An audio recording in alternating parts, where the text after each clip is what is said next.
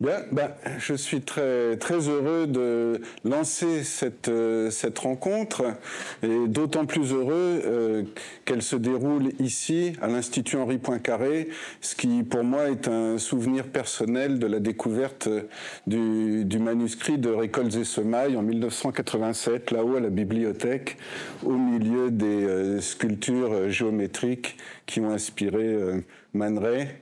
Et donc, je passe tout de suite la parole à Sylvie, la directrice de l'Institut Henri Poincaré, qui nous fait la gentillesse de nous recevoir. Donc, Sylvie Benzoni.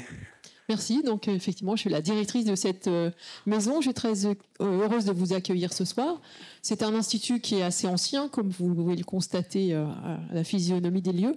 Et il a été fréquenté par Grothendieck, le très jeune Grothendieck, puisque nous avons dans nos archives la lettre que Grothendieck avait écrite au directeur de l'époque, qui était Émile Borel, pour lui demander l'autorisation de fréquenter cette bibliothèque. Et l'autorisation avait été accordée après l'avis éclairé de Henri Cartan. Donc on a ça dans nos archives. On a même l'adresse de Grothendieck à l'époque, à Montreuil. Je ne sais pas si la famille pourra confirmer, parce qu'elle ressemble à un peu une blague. C'est rue du Demi-Cercle. Voilà, donc je suis très heureuse de vous accueillir et je vous souhaite de passer une très bonne soirée autour de Grothendieck. Merci beaucoup.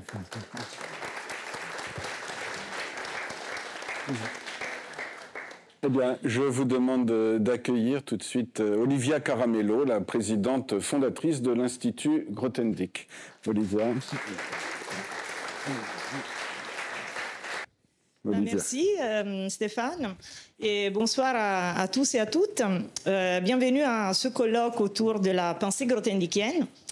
Je souhaite d'abord remercier l'Institut Henri Poincaré et en particulier la directrice Sylvie Benzoni pour l'accueil dans cet amphithéâtre historique et aussi le personnel du secrétariat de l'Institut pour leur grande disponibilité et coopération dans l'organisation de cette rencontre. Je souhaite aussi remercier notre co-organisateur Stéphane Dougosson, mathématicien et historien des sciences, qui sera l'animateur de cette soirée. Et bien sûr aussi nos orateurs, à la fois en présentiel et à distance. Nous avons l'honneur d'avoir ici avec nous Johanna Grothendieck, la fille du grand mathématicien Alexander Grothendieck, auquel notre institut est intitulé, et deux très grands mathématiciens, Alan Kohn et Laurent Laforgue, tous les deux lauréats de la médaille Fields, parmi beaucoup d'autres récompenses, et experts des mathématiques grothendickiennes. Nous avons aussi le plaisir d'avoir en vidéo Matteo Carmona, qui est le coordinateur du Centre d'études grothendickiennes, qui est un centre de recherche de l'Institut Grothendieck spécialement dédié à la valorisation de l'héritage scientifique et culturel de Grothendieck au sens large. Avant de passer à vous décrire la structure précise de cette rencontre, je voudrais vous dire quelques mots sur l'Institut Grothendieck et ses missions, car elles sont étroitement liées au sujet de cette soirée. L'Institut Grothendieck est une fondation de droit italien, mais en fait de caractère international, qui a été constituée l'an dernier et qui est dédiée au développement des recherches pionnières dans le domaine des mathématiques et de leur relation avec d'autres domaines de la connaissance. Plus précisément, nous sommes engagés dans le développement des méthodes unificatrices, donc de caractère interdisciplinaire, à l'intérieur des mathématiques et au-delà. Dans nos recherches, nous nous appuyons notamment sur l'un des concepts clés de l'œuvre grothendickienne, c'est-à-dire la notion unificatrice cruciale de topos. Et là, j'utilise vraiment les mots de Grothendieck lui-même pour qualifier cette notion. Au niveau pratique, nous poursuivons nos objectifs, notamment en décernant, aussi en collaboration avec des universités partenaires, des bourses de doctorat et de postdoc à des jeunes brillants sélectionnés par notre conseil scientifique, qui est composé, en plus de Alan Kohn et Laurent Laforgue, de Maxime Kontsevich. Par ailleurs, nous souhaitons aussi valoriser l'héritage d'Alexander Grothendieck dans tous ses aspects, pas seulement ceux qui sont liés à son travail mathématique. Car Grothendieck a été un véritable maître à penser et nous sommes convaincus que ses écrits, qui d'ailleurs sont d'une très très grande qualité poétique et littéraire, sont susceptibles d'inspirer des développements importants dans plusieurs, si ce n'est pas dans tous les domaines de l'activité humaine. Nous avons donc constitué deux centres de recherche à l'intérieur de notre fondation, l'un consacré au développement de la théorie des topos et de ses applications, et l'autre consacré aux études grothendickiennes au sens large. Matteo Carmona vous expliquera dans sa vidéo plus en détail les missions de ce centre. D'autre part, dans la rencontre de ce soir, on va notamment vous présenter les topos, pas d'un point de vue technique, mais d'une façon conceptuelle et philosophique, pour vous donner un aperçu de leur importance et de leur puissance. Maintenant, quelques mots sur le sujet spécifique de cette rencontre. Le but de ce colloque est de stimuler un débat sur la notion de vision en mathématiques, qui est un concept qui, en fait, joue un rôle central et tout à fait essentiel dans la pensée grothendiekienne. Mais pourquoi parler de vision? Parce que le concept de vision nous semble crucial, tout particulièrement aujourd'hui, dans un temps d'hyperspécialisation de la connaissance, dans l'optique de développer les mathématiques dans un esprit global et interdisciplinaire, et plus généralement d'établir des nouvelles synergies entre différents domaines. Plusieurs sont les thèmes que nous souhaitons aborder avec vous ce soir. D'abord, on va commencer par discuter ce qu'on entend par vision dans un domaine comme celui des mathématiques. Qu'est-ce qui signifie faire des mathématiques de façon, entre guillemets, visionnaire? Et là, pour nourrir notre réflexion, nous allons nous appuyer directement sur les écrits très profonds et poétiques de Grothendieck à ce sujet. On va projeter en fait des extraits de Récoltes Semailles à cet égard. Autre question naturelle à se poser à propos de la vision, c'est est-ce qu'il existe en mathématiques des concepts qui peuvent en quelque sorte formaliser l'idée même de vision et qui peuvent donc nous guider et orienter dans l'exploration mathématique? Ça va nous amener notamment à parler des topos, qui vraiment représentent une sorte de formalisation mathématique de l'idée de vision. Vous pouvez penser à un topos comme l'ensemble de tous les points de vue possibles sur un sujet donné.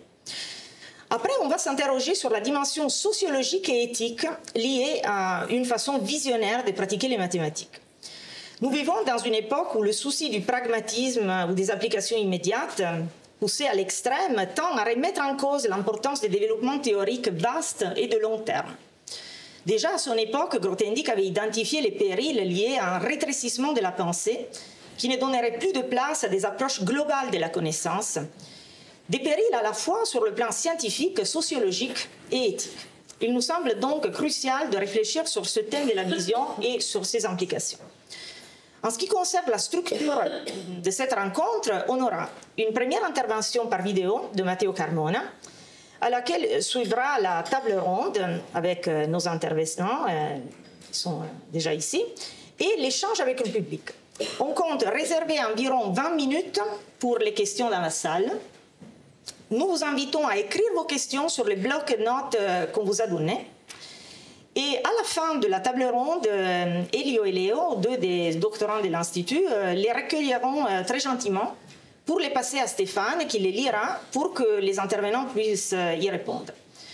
Probablement, on n'aura pas le temps de répondre à toutes les questions, mais on pourra poursuivre les échanges lors du cocktail qui suivra cette dernière partie du colloque. Voilà, donc je laisse donc la parole à Matteo Carmona et je vous remercie tous pour votre participation et votre attention. Bonne écoute. Merci.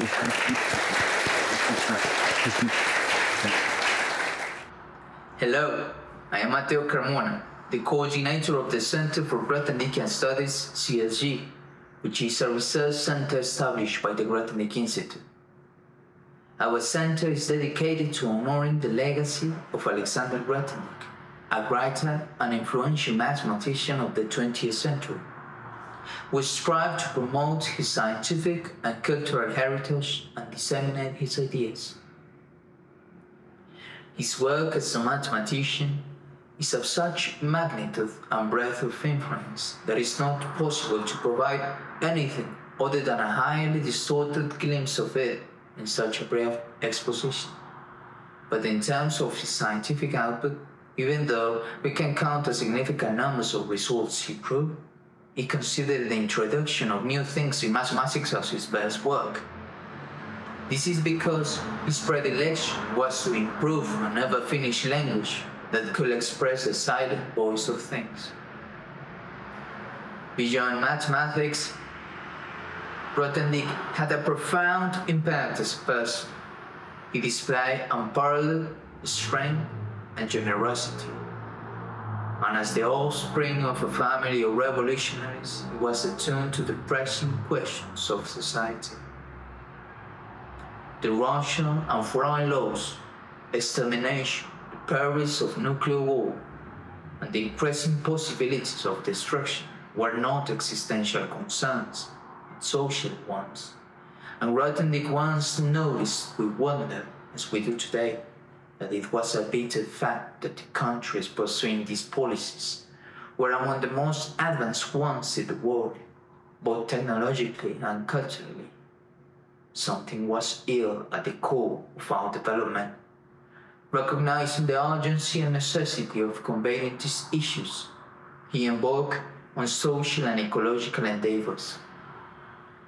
His writings encompass a wide range of topics, including scientific creativity, psychology, sociology of science, new foundations for physics, the problem of evil and ethical responsibility. The turmoil of the past century witnessed remarkable scientific achievements, but also experienced the detrimental effects of military proliferation. It was a time of increased awareness, along with unspoken violence, social growth, and loss of meaning.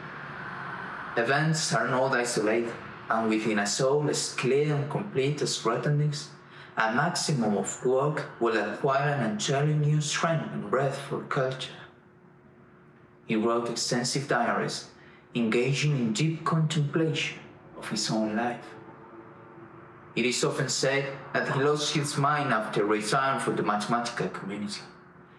But as is often the case with people, it is easier to diagnose them than to listen to and understand them.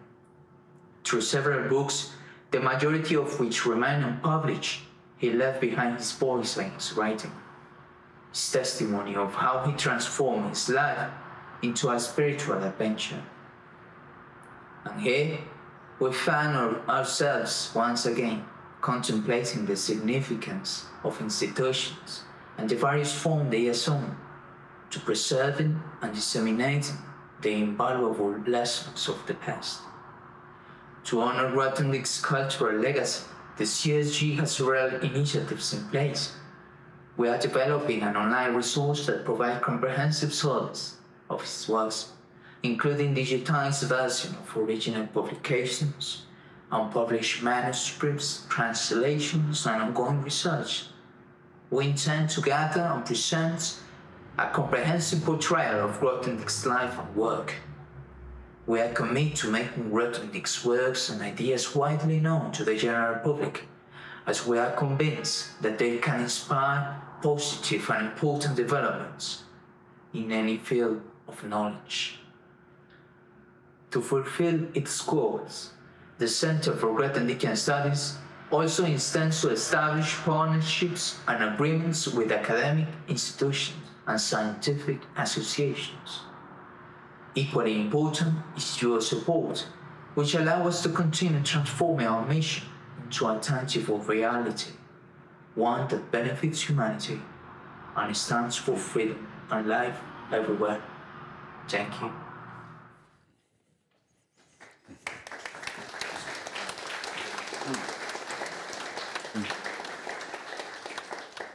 Alors, je vais lire quelques extraits de cet ouvrage, Récoltes et semailles, et ensuite je demanderai à Johanna Grothendieck de réagir à ces extraits, comme elle le souhaitera, sur ce thème de la vision. Ainsi, donc ça c'est la citation qui est sur l'affiche, ainsi le point de vue fécond n'est autre que cet œil qui à la fois nous fait découvrir et nous fait reconnaître l'unité dans la multiplicité de ce qui est découvert, et cette unité est véritablement la vie même et le souffle qui relie et anime ces choses multiples. Mais comme son nom même le suggère, un point de vue en lui-même reste parcellaire. Il nous révèle un des aspects d'un paysage ou d'un panorama, parmi une multiplicité d'autres également valables, également réels. C'est dans la mesure où se conjuguent les points de vue complémentaires d'une même réalité, où se multiplient nos yeux, que le regard pénètre plus avant dans la connaissance des choses. Plus la réalité que nous désirons connaître est riche et complexe, et plus aussi il est important de disposer de plusieurs yeux pour l'appréhender dans toute son ampleur et dans toute sa finesse. Et il arrive parfois qu'un faisceau de points de vue convergeant sur un même et vaste paysage, par la vertu de cela en nous apte à saisir l'un à travers le multiple, donne corps à une chose nouvelle, à une chose qui dépasse chacune des perspectives partielles, de la même façon qu'un être vivant dépasse chacun de ses membres et de ses organes. Cette chose nouvelle, on peut l'appeler une vision. Alors, Johanna, vous êtes une artiste, et donc je voudrais vous demander, en tant qu'artiste et en tant que ce que vous souhaitez représenter, et finalement avec tout ce que vous pouvez, la façon dont vous pouvez être inspiré par ces extraits de cet ouvrage majeur de votre père, nous dire ce que pour vous est une vision et comment vous ressentez ces remarques d'Alexandre Grothendieck. Je suis très touchée par ce texte. C'est un des passages de Récoltes et Semailles que je trouve très inspirant. Et là, j'avais des visions, évidemment, en l'entendant, puisque ça faisait écho, et c'est souvent le cas avec des passages sur la créativité dans Récoltes et Semailles, avec mon activité de céramique, puisque là, j'avais l'image du travail sur la sculpture, où évidemment, on a soi-même, quand on la crée, différents points de vue, et qui vont converger vers ce qui va émerger finalement du néant pour advenir.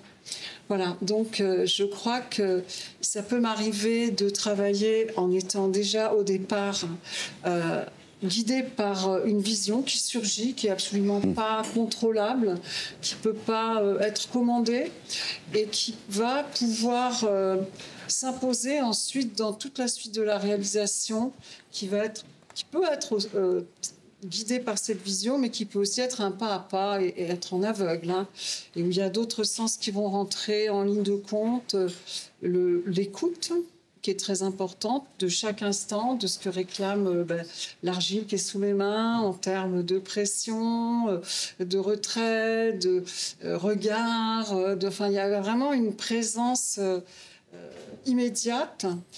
Et voilà, je vois la parenté qu'il y a entre ces descriptions avec les différents points de vue et qui font une unité, parce que ça va être une multiplicité finalement de regards qui vont finir par donner l'œuvre au final, quoi.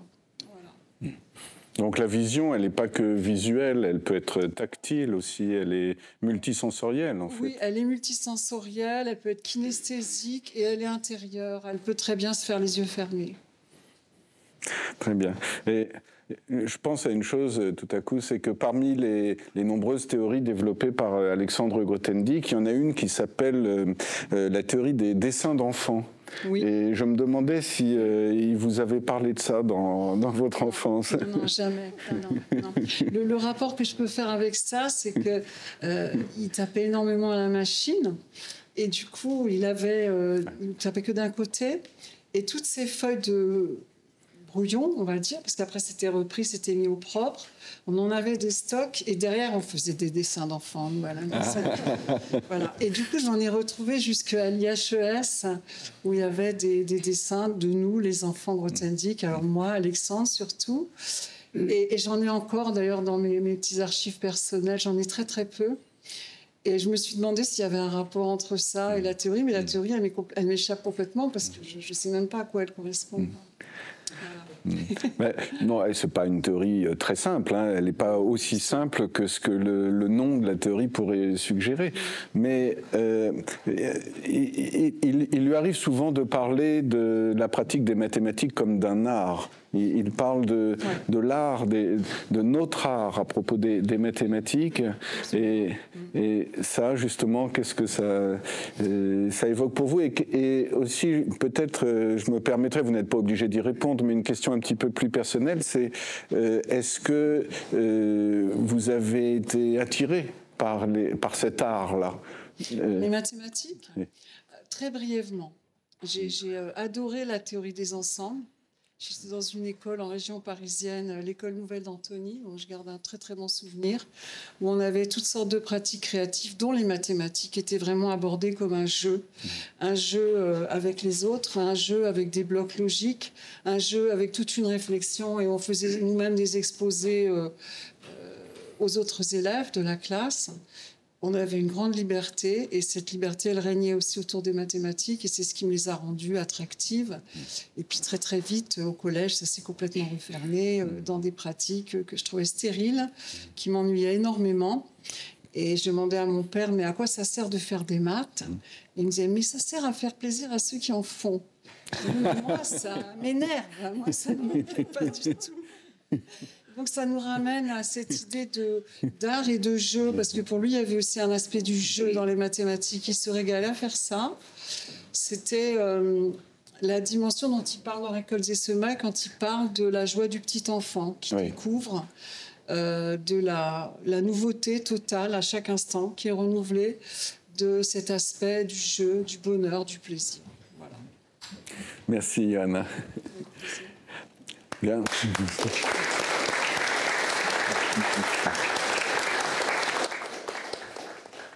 Alors, je vais me tourner maintenant plus vers la dimension proprement mathématique et vers nos mathématiciens, à commencer par Alain Caunes avec une question forte. Qu'est-ce qu'un topos ? Bon, très bien. C'est une bonne question, je pense. Vous m'entendez là ? D'accord. Et je me permettrai même peut-être d'utiliser le tableau. Donc, il y a des craies en fait, oui, il y a des craies. Non, j'ai des craies ici. J'ai une craie ici. Voilà. Donc, en fait, ce que je vais essayer de vous expliquer, c'est en quel sens c'est un concept extraordinaire. En fait, si vous voulez, il arrive très rarement qu'un concept mathématique dépasse le cadre mathématique et atteigne un niveau presque philosophique. C'est le cas des topos. Et la raison pour laquelle, après je vous dirai en plus en détail, mais la raison pour laquelle c'est le cas, c'est que ça introduit un changement total de paradigme. Ce changement est le suivant. Si vous voulez, avant les topos, quand on considérait un espace topologique, un truc comme ça, voilà, si vous voulez, on le regarde. On le regarde et on essaye de le comprendre en le regardant. Alors, qu'est-ce que la notion de topos, qu'est-ce que l'idée de topos a introduit comme différence fondamentale de point de vue? La différence fondamentale de point de vue, c'est la suivante. Avant les topos, les gens savaient ce qu'on appelle les fibrés vectoriels. Qu'est-ce que ça signifiait? Ça signifiait qu'on faisait de l'algèbre linéaire. Ça, vous savez ce que c'est, quand même. On faisait de l'algèbre linéaire, mais au lieu de faire de l'algèbre linéaire avec des espaces vectoriels, etc., on faisait de l'algèbre linéaire avec un espace vectoriel qui va dépendre du point où on est dans l'espace en question. C'est-à-dire, on regardait, si vous voulez, de l'algèbre linéaire à paramètres. Ça, c'est ce qu'on appelle les fibrés vectoriels. Et quand on fait cette algèbre linéaire, on obtient une théorie mathématique, déjà très élaborée, qu'on appelle la K-théorie. Mais ça, c'est encore un enfantillage par rapport au topos. Pourquoi ? Parce que une idée fondamentale du topos, c'est qu'au lieu de considérer un espace vectoriel qui va être variable, on va faire un pas gigantesque qui est de considérer un ensemble qui est variable. D'accord ? Donc, Johanna parlait de la théorie des ensembles. Et bien maintenant, on va faire de la théorie des ensembles à paramètres. Donc, on va regarder un ensemble qui dépend du point où on est, du point X où on est. D'accord ? Qui dépend de X. Alors là, ce qui est subtil, c'est quelle va être la dépendance idéale d'un ensemble en fonction de X pour que ça marche, pour que ça ressemble à la théorie des ensembles. Et ce pas-là, il a été franchi par un mathématicien français qui s'appelle Jean Leray. Et c'est Jean Leray qui a trouvé la bonne dépendance en question. Et pour que, je veux pas vous faire un long discours, mais je vais vous faire sentir ce qu'est cette dépendance. Pour vous faire sentir ce que c'est que cette dépendance, je vais vous expliquer ce que c'est qu'un ensemble qui dépend correctement du temps. D'accord ? Donc vous allez avoir la droite, c'est le temps, t, d'accord? Et vous allez avoir pour chaque temps, vous allez avoir un ensemble. Un ensemble. Qu'est-ce que ça signifie? Qui va dépendre correctement du temps. Hein? Eh bien, ça signifie que si vous prenez un point à l'instant t, ce point, il aura existé un peu avant et il continuera à exister un peu après. Si vous connaissez un peu de philosophie, c'est presque une définition de ce que c'est que l'instant présent. C'est quelque chose qui a existé un tout petit peu avant, qui continuera à exister un tout petit peu après. Les mathématiciens appellent ça un faisceau d'ensemble. Eh bien, la chose extraordinaire, c'est que lorsqu'on regarde les faisceaux d'ensemble sur un espace, eh bien, ces faisceaux d'ensemble, on peut faire avec eux tout ce qu'on fait dans la théorie des ensembles ordinaires. Tout ce que Johanna faisait quand elle étudiait les ensembles, on continue à pouvoir le faire. Mais maintenant, il y a quelque chose de formidable qui se produit, c'est que comme vous faites un tas de choses avec la théorie des ensembles, de même qu'on faisait de l'algèbre linéaire avec les fibrés vectoriels, eh bien, on va plus regarder l'espace en question, on va plus le mettre devant nos yeux, on va le mettre dans les coulisses. On va faire ce qu'on fait d'habitude avec les ensembles, en sachant qu'il y a un paramètre caché qui est dans les coulisses. Et en faisant cela, on va bien mieux comprendre l'ensemble, l'espace en question, que si on le regardait directement. C'est ça la merveille des merveilles. C'est ça, si vous voulez, qui est l'essence même des topos. Alors, à partir de là, maintenant, on va faire des découvertes les unes après les autres et on va voir les subtilités que ça introduit dans notre perception. La deuxième subtilité que ça introduit, c'est que la logique qui va correspondre à ce point de vue ne va plus être la logique du vrai ou du faux, mais ça va être la logique intuitionniste. Et lorsqu'on prend des exemples très simples de topos, on s'aperçoit que la logique intuitionniste qui leur correspond est en fait une logique intuitionniste très élaborée.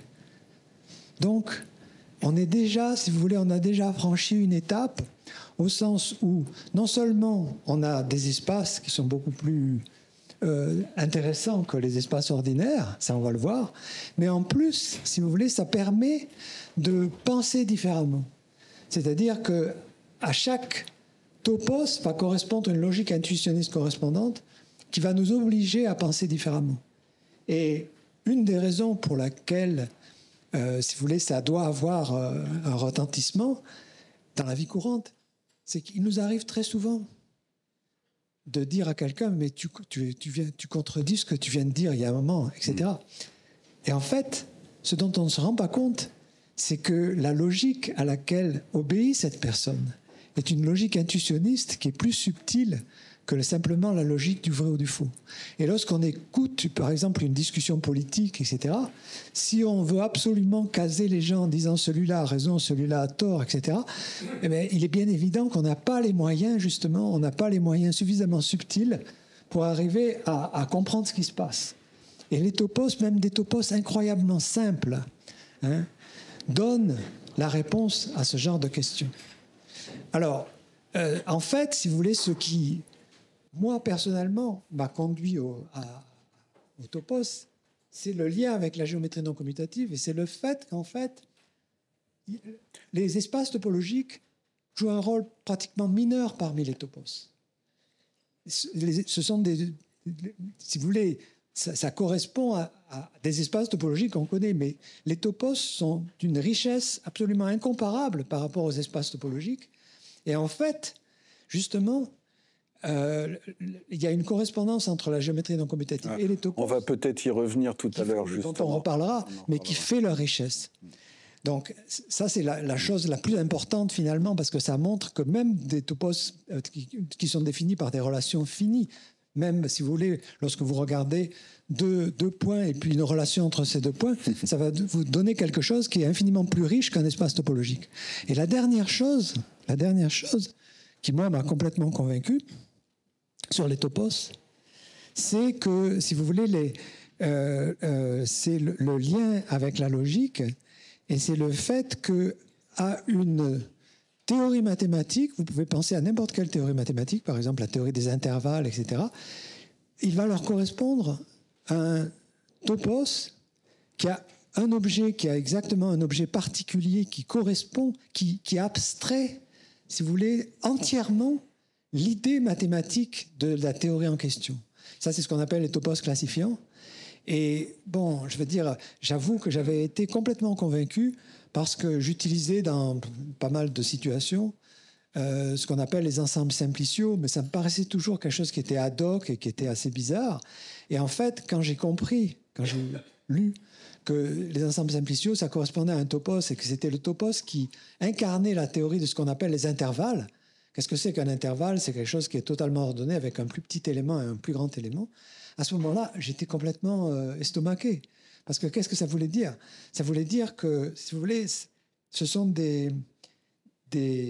c'est un concept mathématique qui a tellement de facettes différentes et qui est un enrichissement de la pensée par rapport à la pensée limitée à la géométrie et aux espaces topologiques ordinaires. Ça a une portée philosophique, métaphysique, etc., qui est incomparable par rapport à...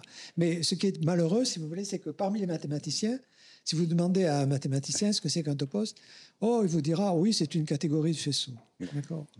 Mais ça, c'est la compréhension zéro de ce que c'est qu'un topos. On va y revenir aussi. On y reviendra aussi. Mais ce que je veux dire, c'est qu'il y a divers niveaux de compréhension et on apprécie vraiment ce que c'est qu'un topos que quand on a rencontré, parce qu'il faut vraiment rencontrer suffisamment d'exemples, etc., pour se convaincre de la beauté de ce concept et de sa portée.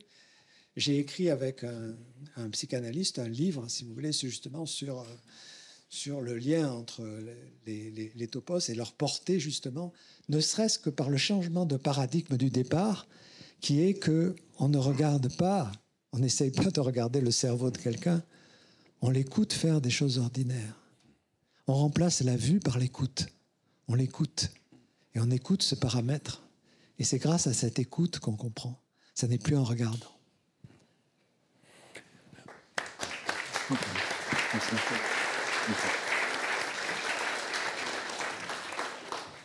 Alors, dans la citation qui est encore à l'écran, il est question de faisceau de point de vue. Vous voyez comment cette expression peut inspirer des commentaires de la part de l'artiste, de la part d'un premier mathématicien, et puis on va encore avoir deux points de vue différents. Je ne suis pas sûr qu'il y aura des contradictions réellement entre ces différents points de vue, mais du moins seront-ils complémentaires? Donc je me tourne maintenant vers Laurent Laforgue.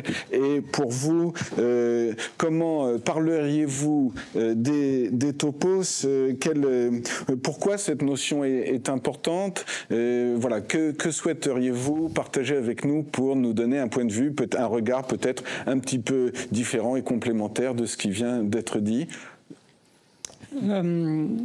Alors, je vais le faire à travers les citations qui ont été faites, qui inspirent énormément de réflexions, de réactions. La première que je formule, qui je pense est évidente pour nous tous, mais elle mérite d'être soulignée, c'est la beauté littéraire de ces citations. Tout à l'heure, dans son intervention, Matteo Carmona a dit Alexandre Grothendieck, écrivain et mathématicien. Et là, c'est magnifiquement illustré. Et ce qu'il faut savoir, c'est que Grothendieck n'est pas écrivain d'un côté, mathématicien de l'autre. Personnellement, j'aime dire que c'est un écrivain qui fait des mathématiques, c'est-à-dire que chez lui, il y a une relation extrêmement profonde au langage, qui s'illustre dans la beauté de ses citations, qui est une beauté véritablement poétique, beauté de la forme. Vous pouvez lire ces citations et vous demander, par exemple, si vous seriez capable de changer un mot pour améliorer la citation. Et là, vous réalisez que c'est impossible, enfin, au moins pour moi. Mais ce n'est pas seulement la forme, c'est également le fond, c'est-à-dire que chaque phrase qui a été lue tout à l'heure donne à penser donc parmi les choses qui sont exprimées, il y a cette dualité qui apparaît de l'un et du multiple. Ici, je souligne un autre point, c'est que cette manière d'organiser la pensée en mettant deux choses en relation et en tension est caractéristique de la manière de Grothendieck. Si vous lisez par exemple Récolte et semaille, qui est là devant vous, vous verrez que la plupart des paragraphes ont un titre en 2 parties. Même le livre d'ailleurs, vous voyez, Récolte et semaille. Là, l'un et le multiple. Et donc, la raison pour laquelle mon attention est particulièrement attirée par cette dualité, par cette tension, par cette polarisation que Grothendieck exprime, c'est que, justement, la notion de topos que Grothendieck a découverte est une manière, une incarnation mathématique de la relation entre l'un et le multiple. Donc, cela a déjà été dit, les topos permettent de marier des points de vue sur un même objet. Par exemple, Alain a fait ce petit dessin au tableau, il a exprimé l'idée qu'un topos permet de voir une certaine réalité mathématique élémentaire, les ensembles, avec paramètres.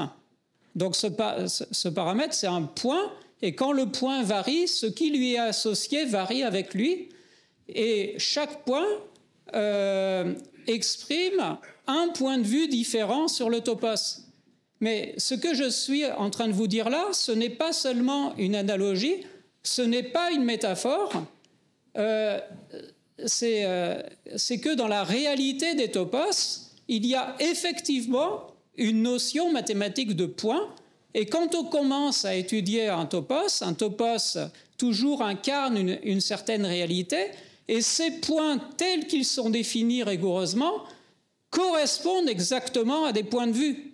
Et dans l'autre sens, quand on cherche à embrasser une certaine réalité mathématique, on a différents points de vue sur elle, eh bien, un rêve que l'on peut avoir, c'est de comprendre ces différents points de vue comme les points d'un topos qu'il s'agit de définir.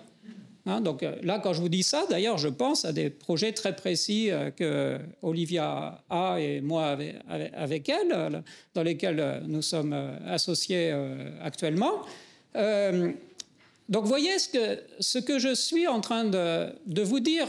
Lorsque je vous parle de lorsque, citant Grothendieck, je m'arrête sur ces mots unité, multiplicité, réalité au singulier et point de vue au pluriel. Tout ceci, que vous soyez mathématicien ou pas, vous parle. Ce sont pas. Alain a dit avec raison que les topos vont au-delà des mathématiques, qu'ils ont une dimension philosophique, mais c'est aussi, vous voyez, quand on dit philosophie, on peut comprendre tout de suite quelque chose de savant, quelque chose de difficile, mais quand on dit unité et multiplicité, réalité et point de vue, c'est une expérience concrète, simple, fondamentale que nous avons chacun, qui ne dépend pas des études que nous avons faites. C'est une expérience qui est constitutive de la vie humaine. Vous voyez, on est là en train de parler de quelque chose qui est en quelque sorte en amont, qui nous constitue, qui est antérieur à toute connaissance, qui est une expérience fondamentale de la vie. Et ce qu'il y a d'extraordinaire, ou l'une des choses extraordinaires qu'il y a avec les topos, c'est que cette réalité élémentaire a une incarnation mathématique. C'est-à-dire que les topos ne sont pas des objets vagues. Ce n'est pas une rêverie. Ce sont des choses qui sont bien définies. La notion de point d'un topos ou de point de vue sur ce topos est une notion mathématique. On peut travailler avec, on peut calculer avec.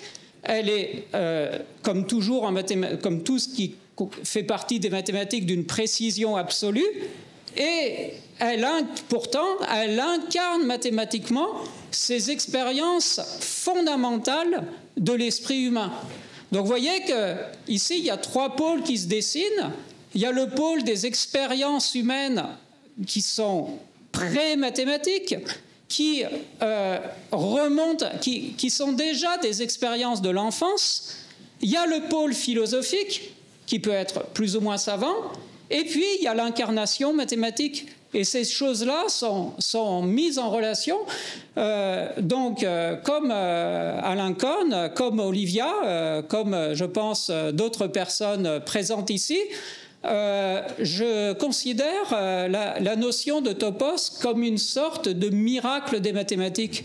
C'est-à-dire vraiment l'une des plus grandes notions qui ont été introduites dans l'histoire des mathématiques, comme par exemple la notion de groupe,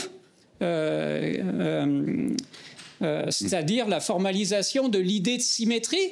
Alors, je crois que c'est le bon moment pour moi. Je m'étais promis d'être impitoyable au niveau du temps, mais vous ne pouvez pas savoir avec des médailles Fields, c'est très difficile. Heureusement qu'il n'y en a que 2 ici. mais on va revenir. Mais effectivement, voilà. C'était bien de m'arrêter parce que j'aurais pu continuer longtemps.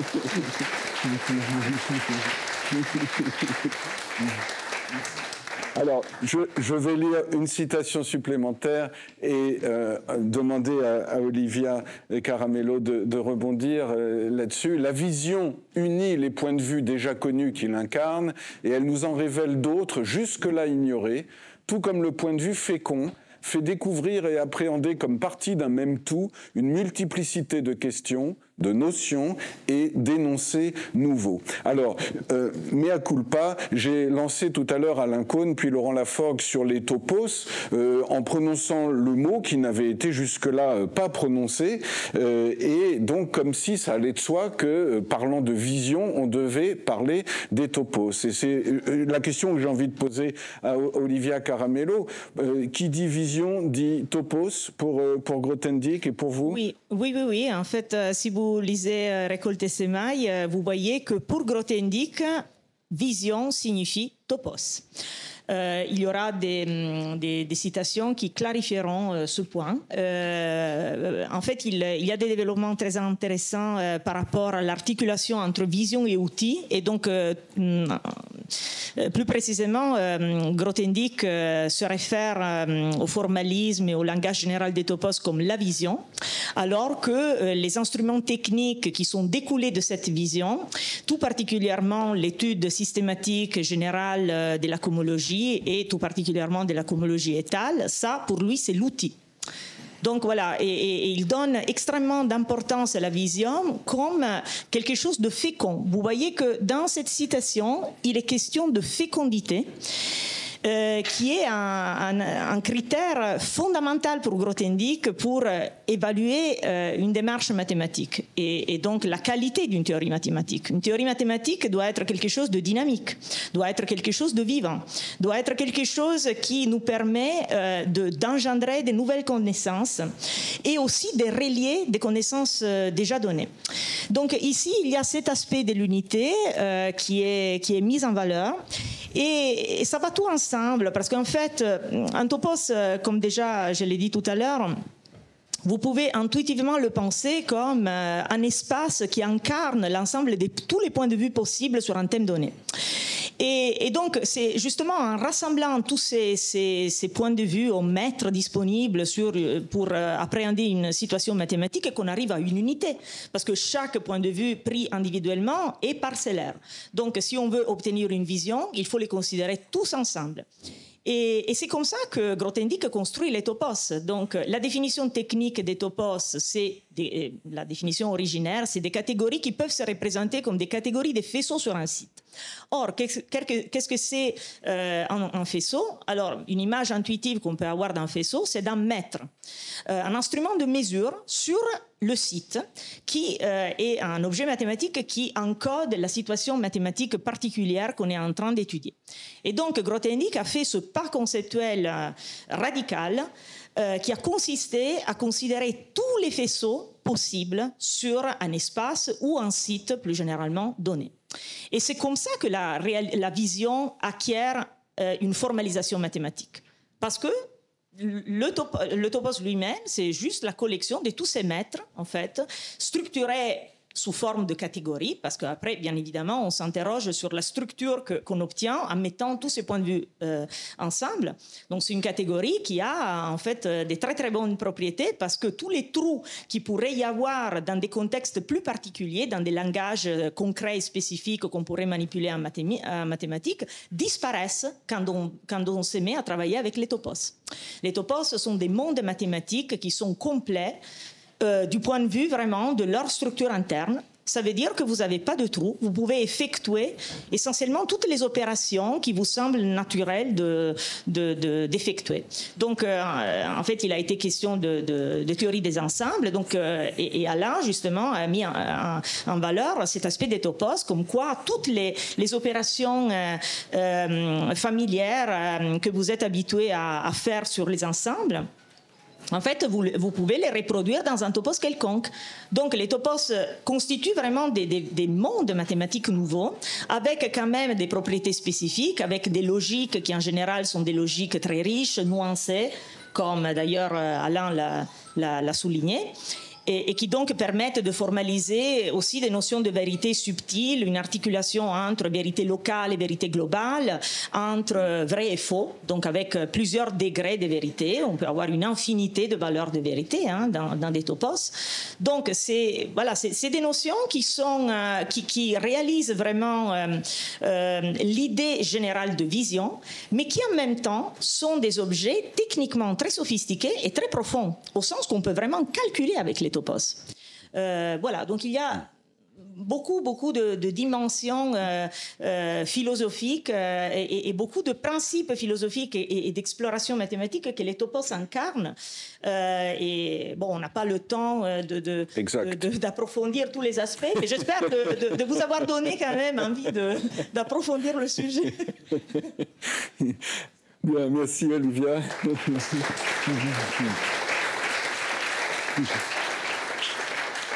Alors, je ne sais pas s'il y a quelques questions qui ont été écrites sur des feuilles. Si c'est le cas, vous pouvez peut-être lever la main si vous avez déjà des questions sur des feuilles. Et Elio et Léo, ou Léo, vont passer déjà les ramasser, et puis ils feront un second tour tout à l'heure.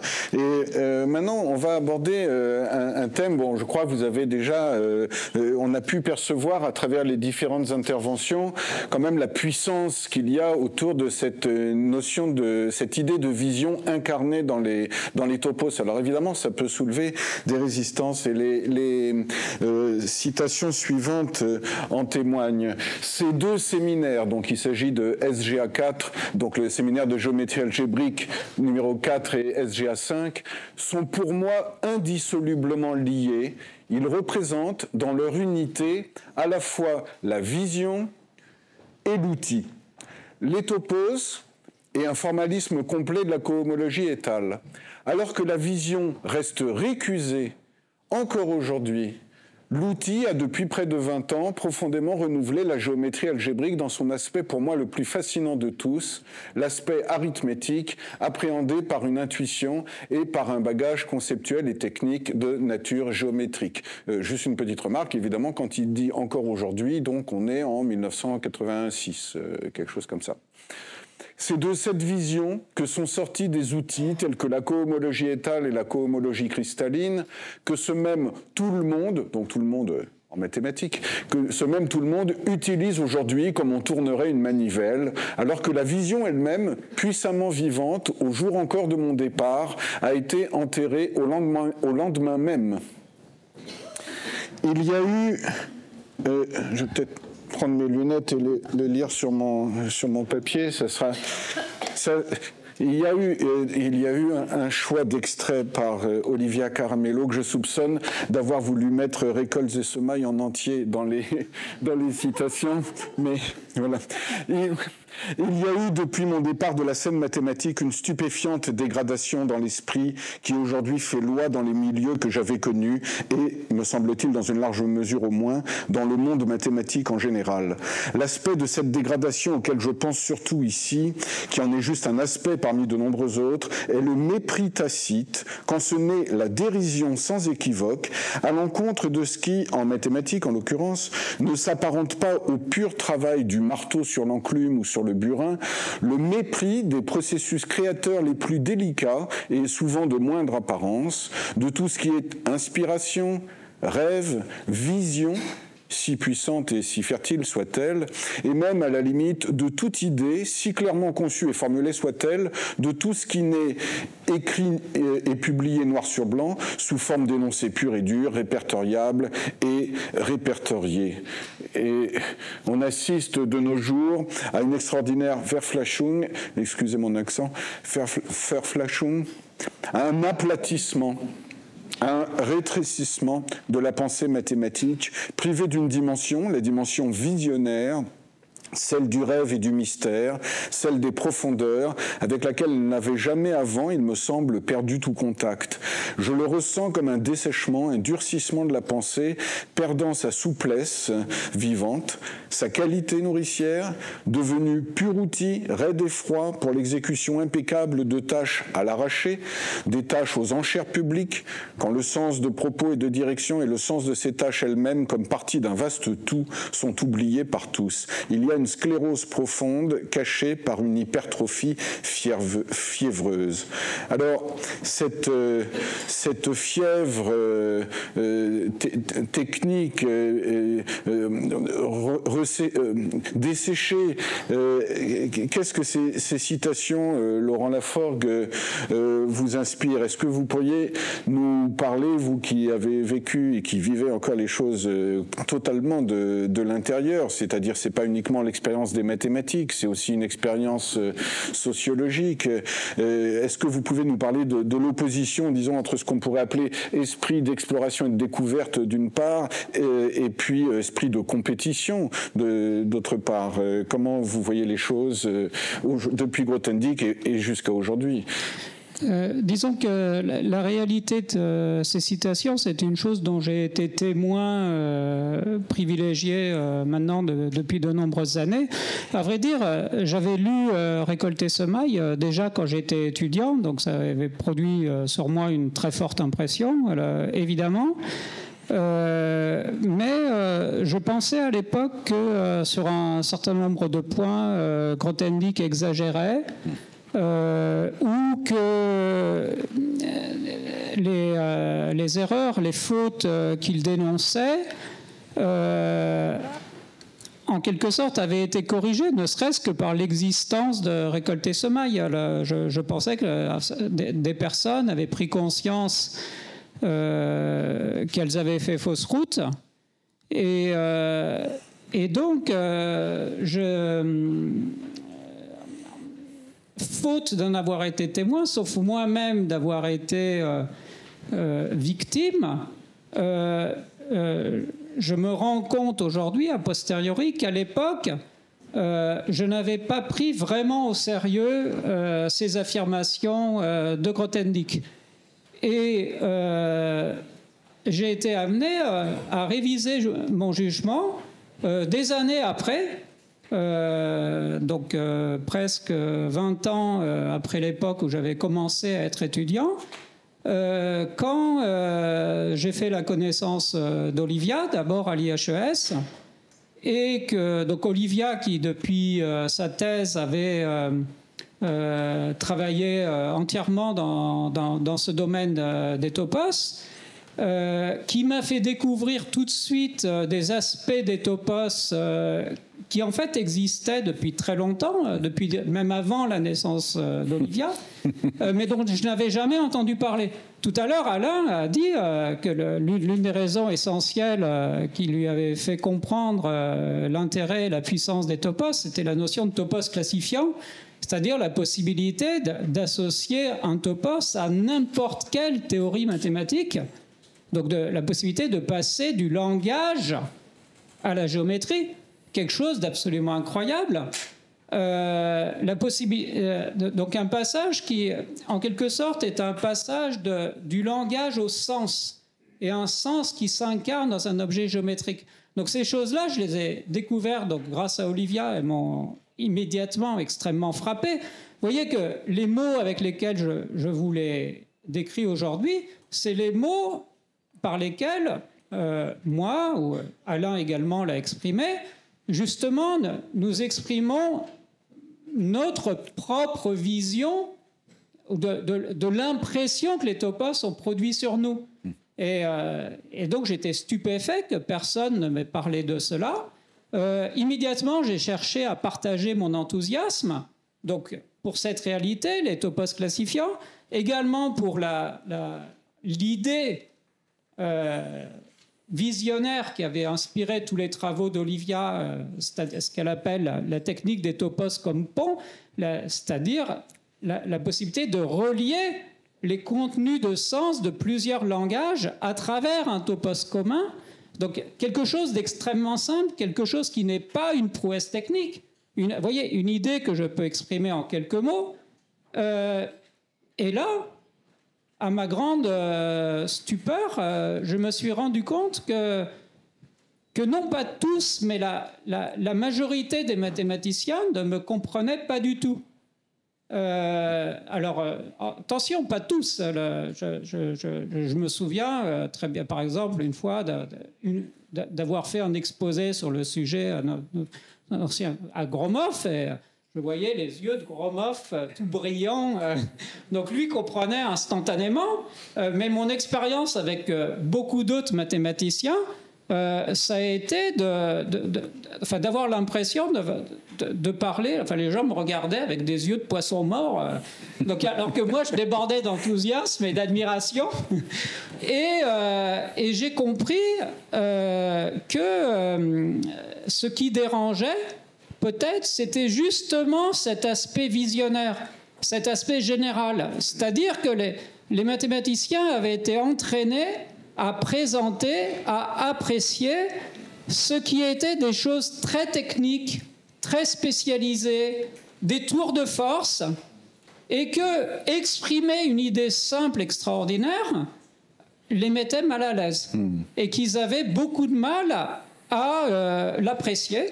Donc, je dois dire que cette expérience, elle reste extrêmement étonnante pour moi. Aujourd'hui encore, je ne la comprends pas. Je me suis, de ce fait, en fait, brusquement trouvé étranger dans le monde mathématique. Ensuite, ça a été, d'ailleurs, cette expérience, en quelque sorte, était contrebalancée par une autre, des années plus tard, quand, par hasard, j'ai fait un exposé devant des ingénieurs et que certains parmi eux, donc d'abord et avant tout Jean-Claude qui est là, deuxième rang, ont réagi tout de suite, des ingénieurs, dans le sens que j'aurais attendu des mathématiciens. Donc voilà, donc depuis d'ailleurs ce contact qui s'est produit à l'époque, qui était un contact autour de quelques idées simples. On m'avait demandé un exposé devant des ingénieurs. Je pensais que je ne pourrais pas les intéresser. Donc j'ai même refusé plusieurs fois l'invitation avant de céder à l'insistance des sollicitations. Pensant que de toute façon, mon exposé ne pourrait pas être intéressant pour des ingénieurs, je n'ai même pas préparé. Je suis arrivé sans transparent, les mains dans les poches. J'ai fait un exposé informel, décontracté, où j'ai exprimé quelques idées, quelques impressions que les topos avaient produits sur moi. Et il s'est avéré que dans le monde des ingénieurs, il y avait des personnes, en particulier Jean-Claude, capables de réagir à ça. Ce que je n'avais presque pas trouvé dans le monde mathématique. Et donc là, je fais état de de cette situation dans laquelle je me suis brusquement trouvé, que je n'avais pas eu avant. Brusquement, me trouver dans un monde que je croyais familier, mais où brusquement je réalisais que la plupart des personnes ne sentaient pas, ne réagissaient pas du tout comme moi. Je dis la plupart, hein, pas tous. Et puis, une autre réalité dont j'ai été témoin, c'est ce dont Olivia elle-même a été victime. Et en fait, je l'ai vite compris, d'abord et avant tout, parce qu'elle exprimait une vision. Je me souviens très bien, je vais terminer là-dessus, parce que c'est extrêmement frappant, d'une phrase qu'avait exprimée devant moi un mathématicien très proche, un ami, mais qui a exprimé justement, en quelque sorte, une règle non écrite du monde mathématique tel qu'il existe aujourd'hui. Donc il a dit, on peut à la limite avoir une vision, mais il ne faut surtout pas en parler.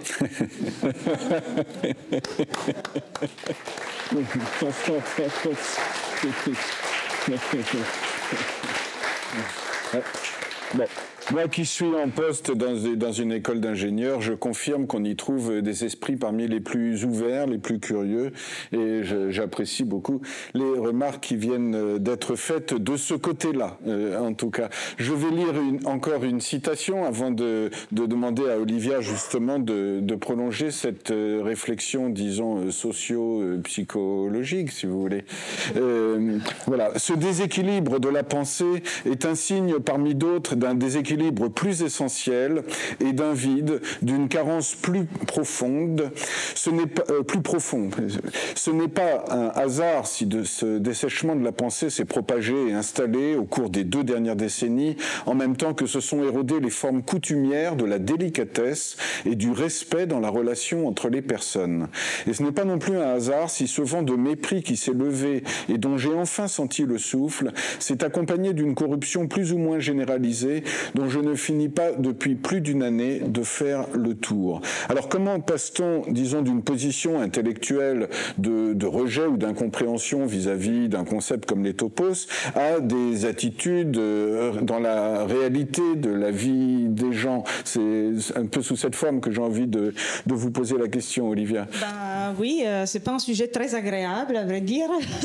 Comme vous pouvez l'imaginer, ça peut prendre plusieurs formes, que ce soit des campagnes de dénigrement, blocage d'articles, de publications, réjection à des postes. Disons que je fais le tour, moi aussi, hein, de tout ce qui était possible au niveau de l'hostilité académique. Oui, ça a été très, très intense parce que moi, en fait, ce conseil-là de ce mathématicien célèbre, j'étais là, en fait. Et donc, je l'ai eu directement, ce conseil, mais je ne l'ai pas suivi, pour 2 raisons. En premier lieu, c'était trop tard, parce que moi, la vision, je l'ai affichée en 2010, c'est-à-dire un an après ma thèse. C'est peut-être ça, en fait, qui m'a valu tous ces problèmes. Mais aussi parce que, du point de vue éthique, pour moi, ce n'était pas acceptable. Moi, je pense que le véritable progrès est le résultat d'un partage de connaissances. Et cet esprit de compétition qui consisterait à garder pour soi des secrets comme si on était un magicien qui doit s'imposer sur les autres et montrer une supériorité, une prouesse technique qui serait inaccessible aux autres, ça correspond vraiment pas à mes valeurs. Et donc, moi, je pouvais vraiment pas suivre ce conseil, même à risque de me mettre en péril, ce qui a été effectivement le cas. Moi, j'ai eu 7 années en situation précaire. À un moment, j'ai pensé que j'allais jamais obtenir un poste, que mon rêve de créer une école des topos n'aurait jamais pu se réaliser. Donc, j'ai eu des moments vraiment très, très durs. Enfin, j'ai réussi à accrocher un poste et graduellement à prendre des élèves. Et maintenant, toutes ces difficultés sont au moins en partie derrière mon dos. Mais oui, en tout cas, j'ai fait l'expérience de cette violence auquel Grothendieck déjà se réfère et qui, malheureusement, encore existe dans certains cercles aujourd'hui. Je suis assez optimiste pour le futur. Les choses bougent. Les nouvelles générations, bien sûr, n'ont n'ont plus ce genre de préjugés, n'ont pas peur des nouvelles notions, et donc graduellement ça va disparaître. Mais c'est vrai que c'est un processus qui peut prendre des années, donc il faut être persistant. Moi j'ai toujours voulu que ce soit les maths à décider pour moi, c'est-à-dire à me faire comprendre si j'étais sur la bonne route, et c'est clair que quand on fait de la théorie des topos, on arrive à des résultats qui sont tellement beaux, vraiment même du point de vue de l'esthétique, qui sont élégants, qui sont profonds, que honnêtement c'est ça qui te donne la mesure de la valeur du travail. Donc si vous voulez, j'ai jamais vraiment douté de ce que je faisais, mais c'est vrai que sociologiquement, c'est quand même dur d'avoir des coups. Et aujourd'hui, je ressens comme un devoir d'essayer de protéger la nouvelle génération. C'est très important pour moi. Et avec cet institut qui est dédié vraiment à soutenir des jeunes chercheurs qui voudraient s'engager dans cette voie, je me trouve parfois encore à combattre contre ce type de problème. Mais en tout cas, je suis globalement assez optimiste. Mais c'est pas quelque chose qu'on peut oublier, hein. Et d'ailleurs, en fait, c'est un sujet sur lequel des psychanalystes, en fait, commencent à s'interroger. C'est-à-dire ce type de réaction, parce que on se demande si ça s'apparente à une forme de fanatisme ou d'intolérance. C'est quand même très intéressant parce que ça peut nous donner des éclairages sur d'autres domaines, hein, même en dehors des mathématiques, des attitudes de rigidité, de rejet. Je pense que c'est important de réfléchir à ça. Et déjà, Grothendieck s'est lancé dans Récolter ses mailles, dans des analyses que je trouve de très haute qualité, de grande profondeur, aussi d'un point de vue sociologique, éthique et psychanalytique. Je ne peux pas dire d'avoir compréhension parfaite voilà, des aspects humains qui entrent en jeu. Je pense qu'il y a des éléments de peur. Donc, Laurent a cogné l'expression topophobie, que je trouve assez sympa, mais bon, peut-être assez adapté aussi à la... Okay. À la situation. Oui, parce que peut-être c'est la peur de cette abstraction, d'une perte de contrôle aussi, parce que en fait, pour se rendre compte de la puissance des topos, il faut vraiment accepter un changement de paradigme. Il faut se faire guider par les topos elles-mêmes. C'est un peu comme dans une révolution copernicienne, changer de point de vue. C'est quand même déstabilisant. Si on est habitué, imaginez les gens qui étaient habitués à penser, à regarder les choses du point de vue de la Terre, bah, quand il a été question de changer le point de vue, c'était complexe, hein, c'était difficile. Alors que quand même, sur le plan technique et purement objectif, c'était clair que c'était la route à entreprendre. Et là, vous voyez le lien avec les topos, parce que les lois de Kepler vous disent que ce sont des lois d'invariance. Ils vous disent que ces invariants qui expriment les ressemblances entre les orbites des différentes planètes du système solaire sont en fait des invariants de l'étoile autour de laquelle les planètes tournent. Et donc, en fait, quel est le véritable objet pont? Ben, c'est le Soleil. C'est lui qu'il faut prendre comme point de vue privilégié. Et de la même façon, les topos sont comme des sortes de soleils mathématiques qui nous fournissent des points de vue privilégiés sur la réalité mathématique. Mais pour se rendre compte, il faut déjà faire ce saut d'essayer au moins une fois de prendre le point de vue d'un topos et voir ce que ça donne. Et faire l'expérience de cet éclairage unique que les topos peuvent nous apporter, même sur des sujets super classiques. Quand on étudie un morceau de mathématiques à l'aide des topos, en fait, on arrive à le réinterpréter de façon très très profonde. Déjà, Grothendieck a donné une mesure de ce qui est possible de faire avec ses propres applications. Mais le sujet des topos est assez universel en mathématiques. Donc, de mon point de vue, on est juste au commencement de ce type d'exploration. Donc, ça peut vraiment révolutionner la pensée mathématique. Et donc, je pense quand même qu'avec les nouvelles générations qui produiront des travaux de plus en plus profonds et techniquement sophistiqués sur le sujet, enfin, on peut espérer que ce vent d'hostilité s'arrêtera. Merci.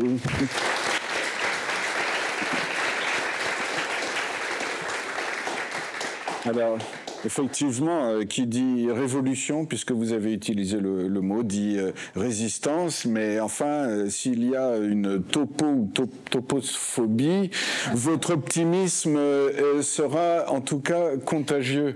Et je me tourne vers Alain Cohn parce qu'on a évoqué des aspects avec Grothendieck de l'activité intellectuelle rationnelle qui est celle des mathématiques qu'on évoque rarement, qui sont plus du côté du rêve, de l'intuition, de ce qu'il appelle la part féminine de l'esprit. Comment est-ce que vous, dans vos recherches, vous vous apprêtiez tout à l'heure à évoquer la géométrie non commutative, comment, dans vos recherches personnelles, vous envisagez ces dimensions?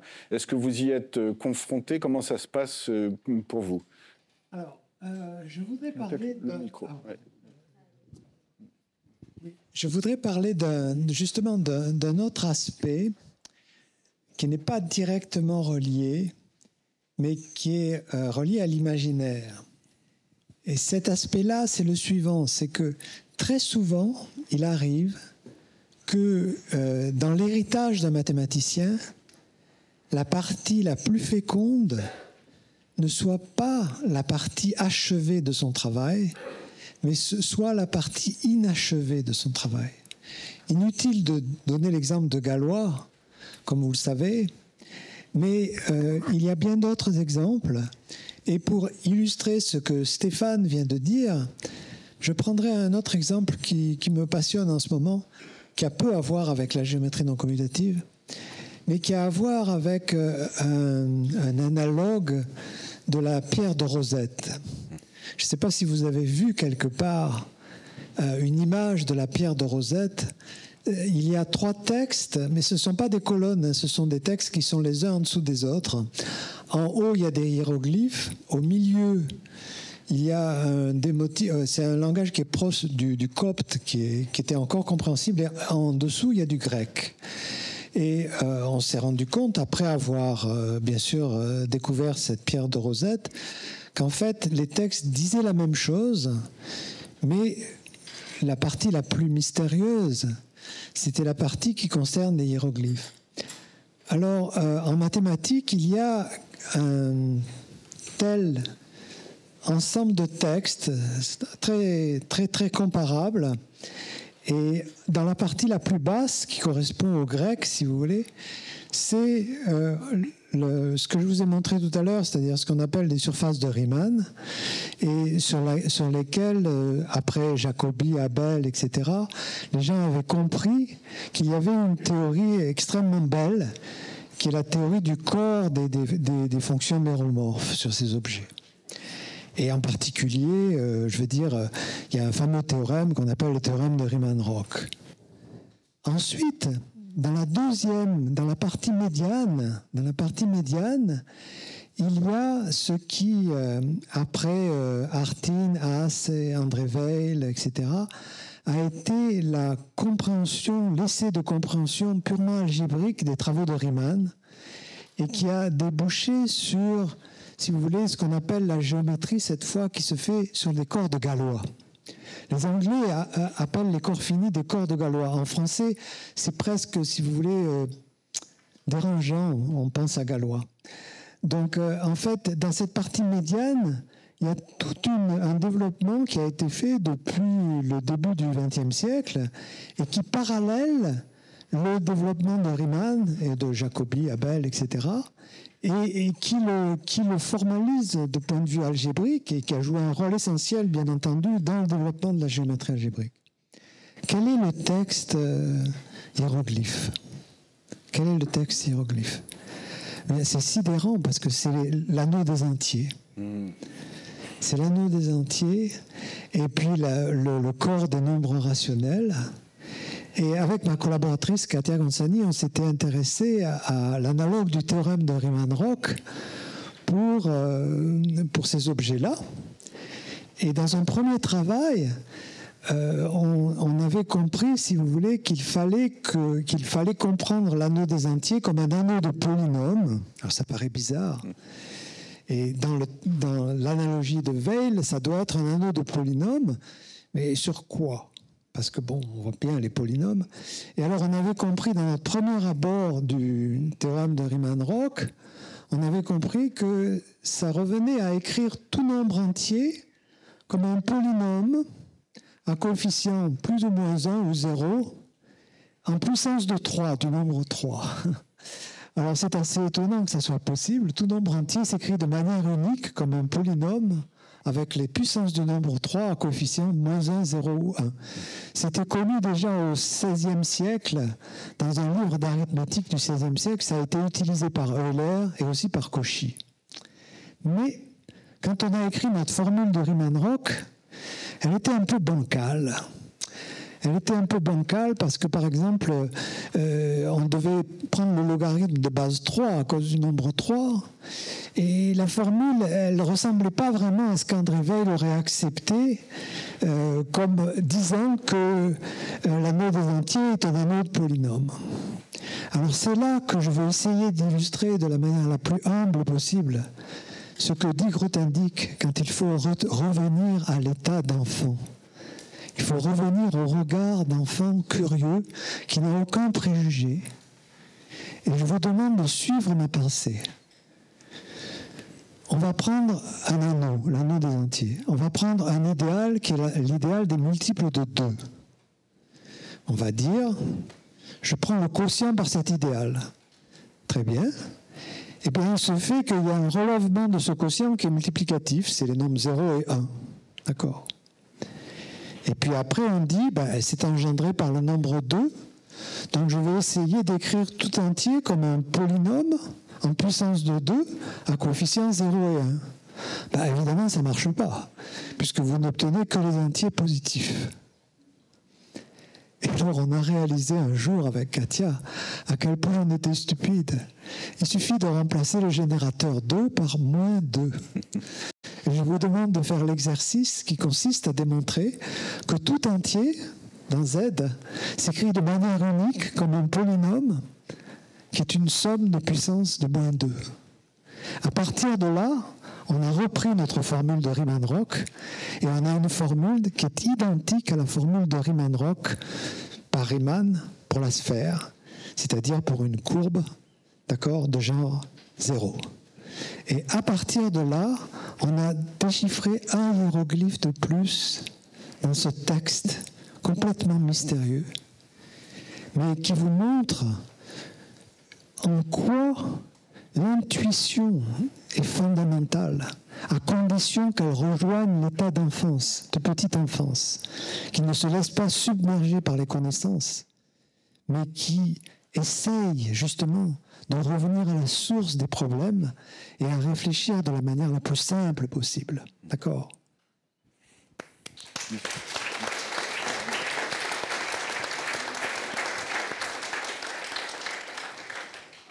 Alors, je propose qu'on aborde un dernier thème mathématique, mais mathématique au sens où les mathématiques peuvent être aussi bien ce qu'on appelle, à tort ou à raison, les mathématiques pures d'une part, les mathématiques appliquées d'autre part, à moins que ce d'une part et ce d'autre part ne soit pas justifié.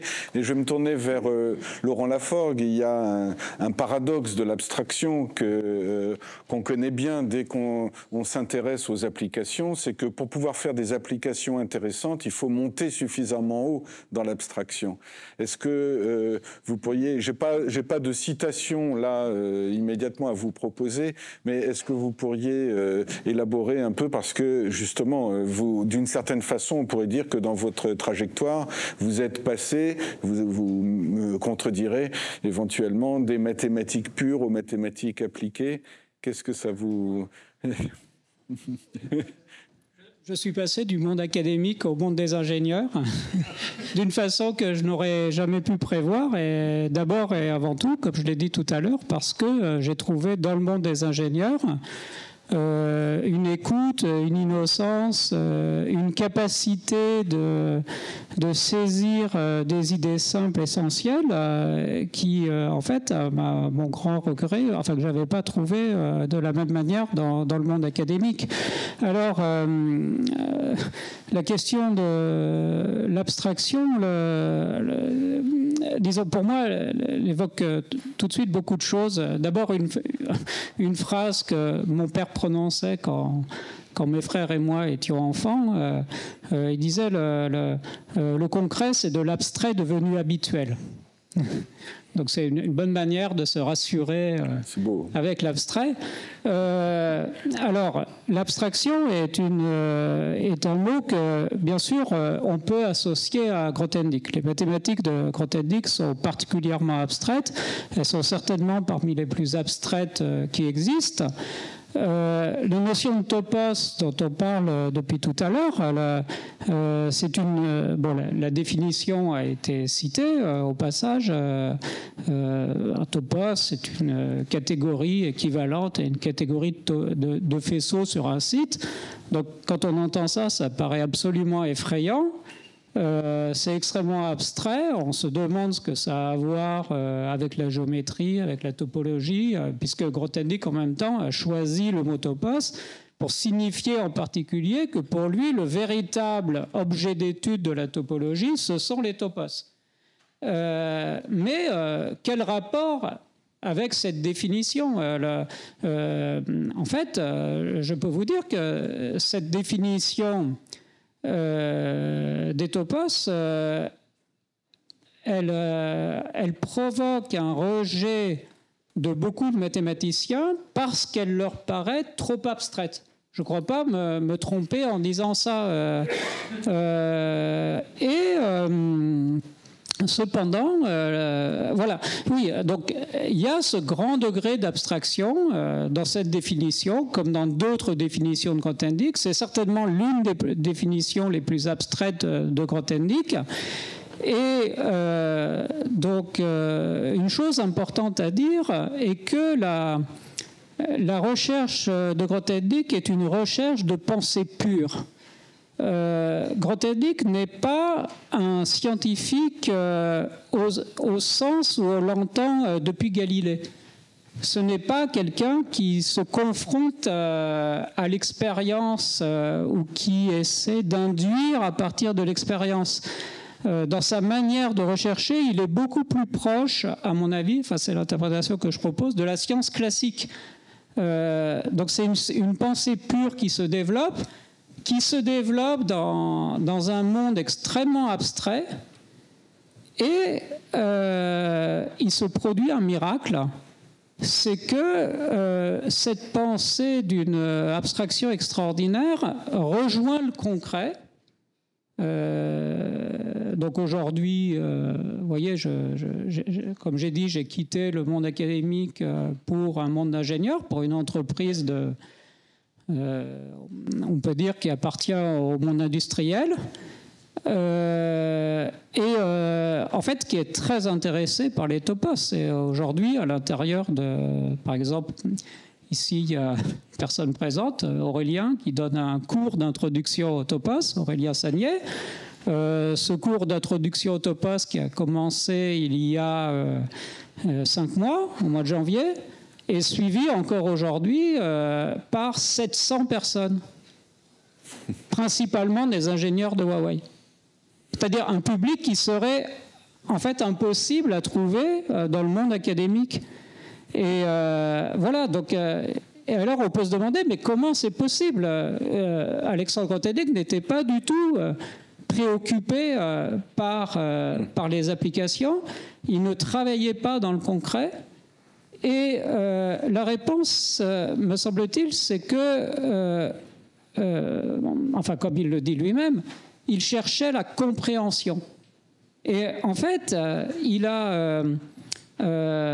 allé tellement loin dans la compréhension que, par voie de conséquence, ses travaux débouchent sur le concret, débouchent sur, comme on dit, des applications, donc d'abord et avant tout en mathématiques. Vous voyez, ça a été dit plusieurs fois, il y a cette topos, cette idée générale des topos, la théorie générale des topos, et puis des invariants particuliers qu'il a été possible d'introduire dans le cadre des topos, comme ceux de la cohomologie étale, et d'autres théories cohomologiques introduites par Grothendieck. Et en fait, je peux vous dire cette fois comme mathématicien que dans le monde de la géométrie algébrique et arithmétique, depuis une soixantaine d'années, toute une série de très grands problèmes ont été résolus, des grandes conjectures ont été démontrées, des questions qui paraissaient insolubles ont trouvé leur réponse, et en fait, tous ces grands résultats n'auraient pas pu être obtenus sans ces outils d'une puissance extraordinaire qui ont été forgés dans le cadre de cette vision générale des topos. Ces outils ont été inspirés à Grothendieck par les topos. Les topos ont guidé Grothendieck vers la création de ces outils. Donc là, il s'agit d'applications à l'intérieur des mathématiques, mais c'est vrai que je ne m'attendais pas, et je suis vraiment encore aujourd'hui étonné, admiratif, de voir à quel point cette pensée pure rejoint le concret. Donc, ce que ça signifie, c'est que l'abstrait n'est pas éloigné du concret, mais évidemment, pas n'importe quelle abstraction. Une abstraction qui est formulée à la suite d'une réflexion, d'une profondeur, d'une intensité extraordinaire, à la recherche d'une compréhension toujours plus grande. Bien. Merci.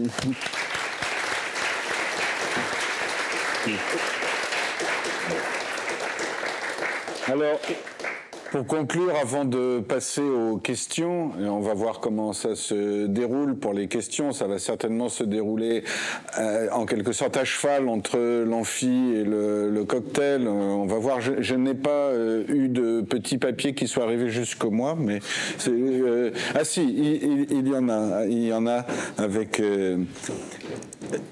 Elio ou Léo. Je confonds toujours Elio et Léo. Bon, enfin. Alors, donc je voudrais, pour conclure, avant qu'on passe aux questions, il y en a effectivement un certain nombre, me tourner vers Johanna, et parce que vous êtes finalement investi dans la mise en valeur de l'héritage d'Alexandre Grothendieck, puisque vous êtes membre de l'Institut Grothendieck, et justement, je voulais vous interroger sur l'avenir de l'héritage de Grothendieck, pas seulement donc du point de vue mathématique, mais de façon générale. Je pense que ça serait une bonne façon de conclure cette partie de la rencontre que de vous entendre sur cet aspect. Oui, alors j'y suis engagée. Je ne sais pas si ça marche. Ça marche. À deux titres. D'abord en tant que sa descendante, son héritière, avec mes frères, on est 5. Et puis, bien entendu, comme j'ai intégré l'Institut Grothendieck avec Olivia, Laurent, Alain, ça donne une possibilité aussi de développement qui est beaucoup plus grande qu'à titre de particulier comme nous sommes, mes frères et moi, puisque c'est une institution qui peut porter des projets officiels, s'allier avec d'autres institutions et réaliser un certain nombre de choses de façon facilitée. Du coup, il y a le centre d'études grothendickiennes dont on a vu Matteo Carmona faire la présentation. Là, je suis ravie que ça existe parce que ça va permettre des publications. Ça permet déjà de rassembler beaucoup d'éléments et en les rassemblant ensuite de pouvoir les diffuser, les divulguer, les faire connaître, les répandre à l'international puisque c'est une dimension internationale, la pensée grothendickienne. Il y a alors aussi, pas directement en lien avec l'Institut, un certain nombre de réalisations qui ont été possibles depuis le décès de mon père, notamment dans le domaine des publications. Alors l'Université de Montpellier qui a mis sur son site la majorité des archives qui leur ont été remises. Donc ça, vous pouvez consulter sur le site, il y a énormément de documents, dont certains sont très peu connus. Le jour de la mise en ligne, il y a eu 10 000 visites sur le site de l'Université de Montpellier, ce qui montrait qu'il y avait vraiment une attente comme d'une terre assoiffée, la pluie. Voilà, après je vais prendre quelques notes parce qu'il y a eu pas mal de choses. Ah oui, alors pour revenir à la Fondation, le site internet de la Fondation ouvrira prochainement, celui du Centre d'études grothendiekiennes, et qui offre énormément de ressources avec toutes les références des travaux réalisés. Il y a un des projets du Centre d'études grothendiekiennes qui est un apport financier, un soutien scientifique à la traduction italienne de Récoltes et Semailles. Alors, au niveau des publications en livres, on a le premier volume de Pursuing Stacks à la Société mathématique de France, avec le deuxième qui est en préparation.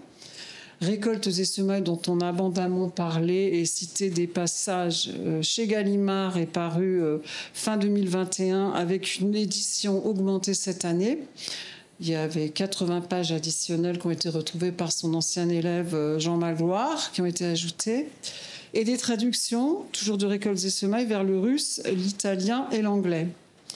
La transcription de la conférence qui a été donnée au CERN en 1972, qui s'appelle « Allons-nous continuer la recherche scientifique ?», qui est parue aux éditions Le Cendre. Et en cours de publication, on a La Clé des songes, qui est en préparation chez le même éditeur, Le Cendre, et qui devrait sortir en 2024. Les prénotes de résidus et dualité présentées par Robin Hartshorne à la Société mathématique de France, qui devrait sortir cette année ou en début d'année prochaine. Et en projet, Réflexion sur la vie et le cosmos, donc c'est son œuvre dernière, inédite, et qui provient des manuscrits tardifs de Lasserre. Voilà. Et puis il y a aussi un projet en cours. Alors je sais qu'il y a des personnes qui sont dans la salle pour les éditions ou rééditions d'œuvres mathématiques qui tendent vers les œuvres complètes. On m'a indiqué gentiment Laurent Laforgue de ne pas prononcer le mot d'œuvre complète par CNRS Éditions. Donc voilà, ça fait pas mal de choses en cours. Et puis j'espère qu'il y aura de fructueuses collaborations autour de tous ces projets et de nombreux lecteurs pour ceux qui ont déjà été publiés. Voilà. Superbe.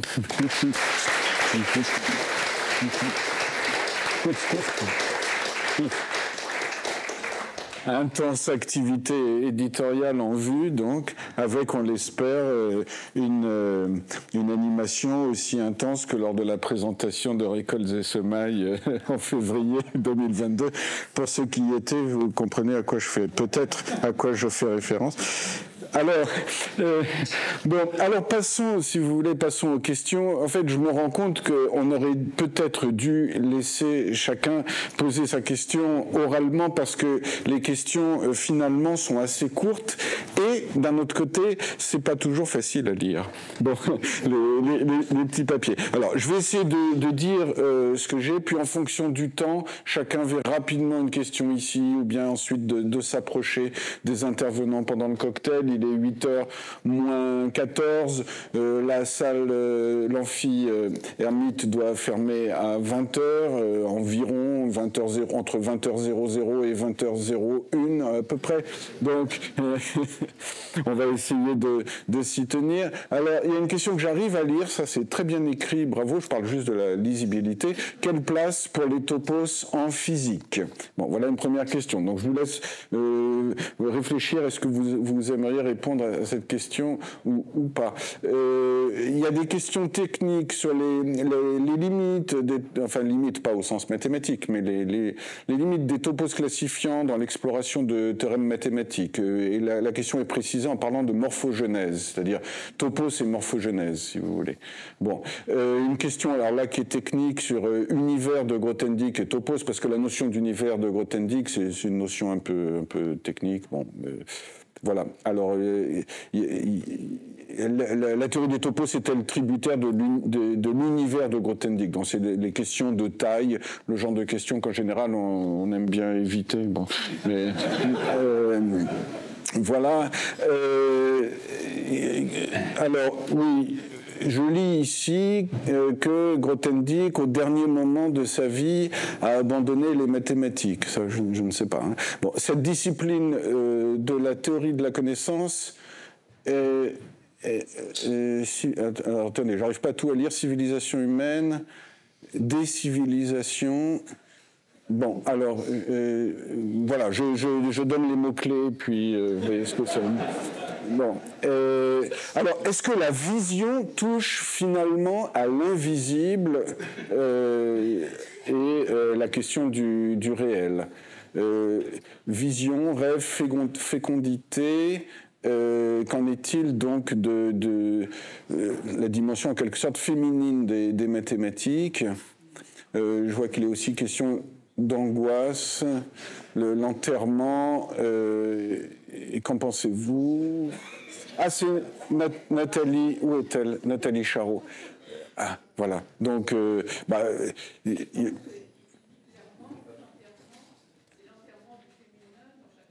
oui, oui. Oui.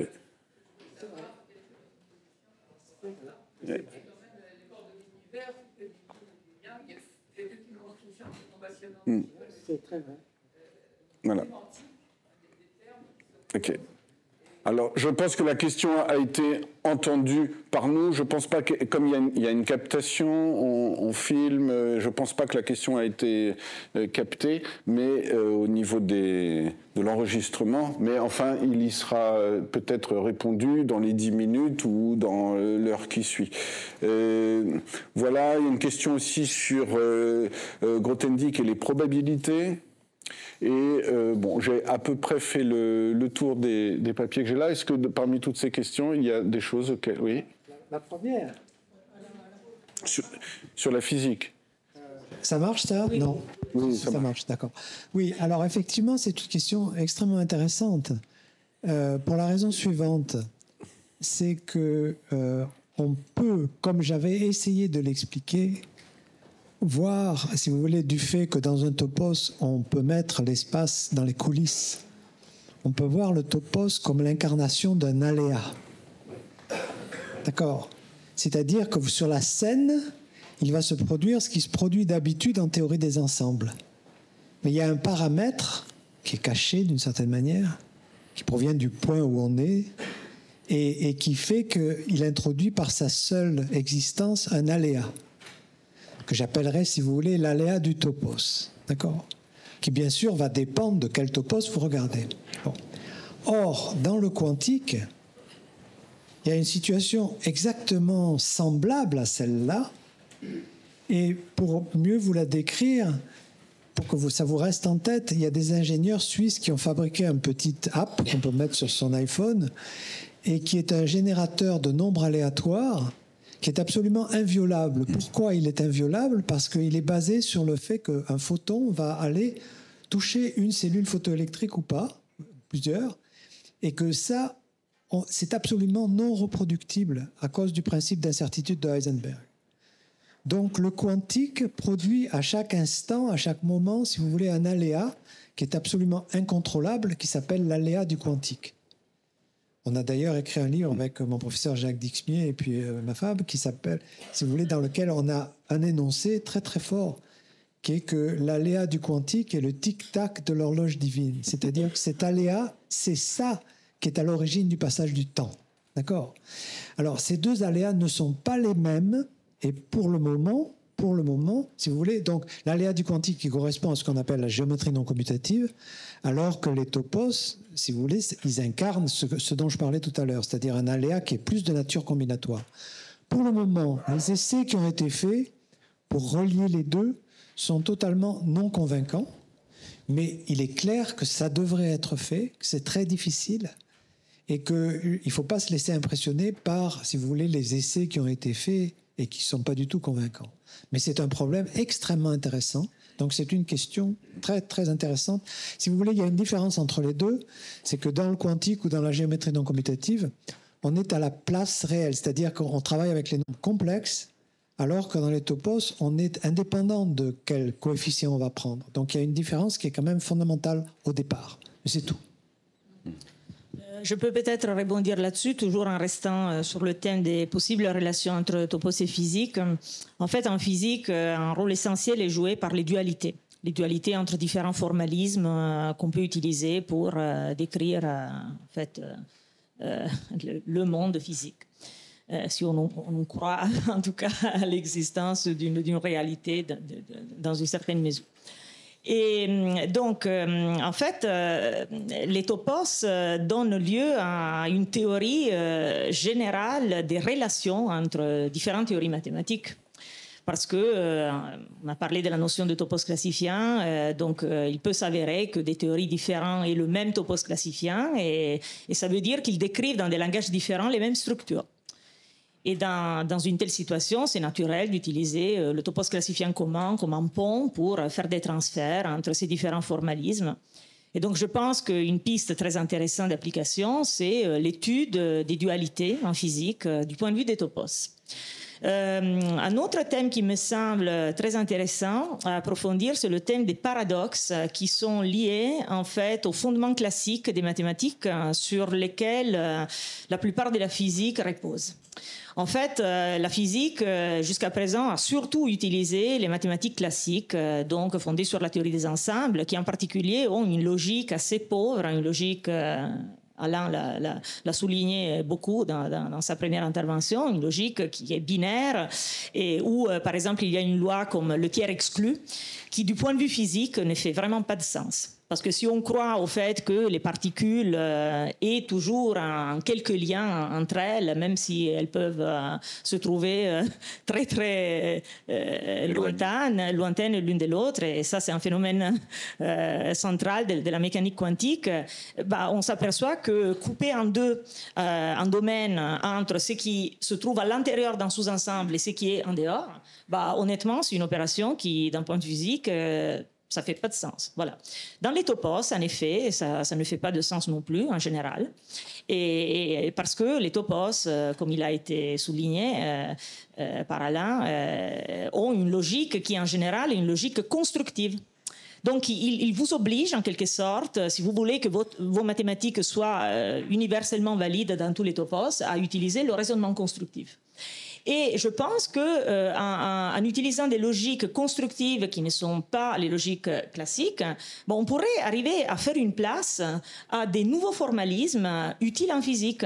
Par exemple, on a des problèmes pour définir l'intégrale sur les schémas et qui sont dus à des caractéristiques de la logique classique et qui pourraient peut-être être surmontés en travaillant dans un topos convenablement choisi.